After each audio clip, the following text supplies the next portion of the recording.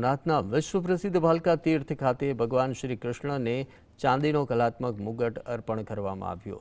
અમદાવાદના દાતા શ્રી યોગેશભાઈ પટેલના પરિવાર દ્વારા સવા 2 કિલો ચાંદી અને આકર્ષક મીણા કામથી સજ્જ આ મુગટ ભેટ અપાયો છે। આશરે 4 મહિનાની મહેનત બાદ તૈયાર કરાયેલ આ મુગટ વિધિવત રીતે સોમનાથ ટ્રસ્ટને સુપરત કરાયો હતો। Trustee professor જી.ડી. પરમાર દ્વારા દાતા પરિવારનું સન્માન કરાયું। હવેથી ભગવાનના નૃત્ય શ્રૃંગારમાં આ મુગટનો ઉપયોગ કરવામાં આવશે।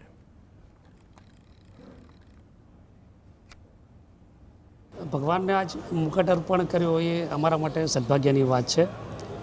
દર્શને કાયમ આવતા હોઈએ તો ભગવાનને અમે તો શું આપી શકીએ, પણ એવી પૂજ્ય ગુરુજીની પ્રેરણા, મહાદેવની પ્રેરણા અને ભગવાનની આટલી સેવાનો લાભ અમને મળ્યો, આજે અમને ખૂબ સંતોષ છે। આ મુગટ તૈયાર થવામાં આશરે 4-5 મહિનાનો સમય લાગ્યો છે, કારણ કે એને તૈયાર કરવા માટે સૌથી પહેલાં તેનું મેઝરમેન્ટ લેવું પડે અને પછી એને નક્કી કરેલા માપ પ્રમાણે તૈયાર કરવું પડે। આ પ્રોસેસમાં 4-5 મહિના જેવું લાગ્યું છે।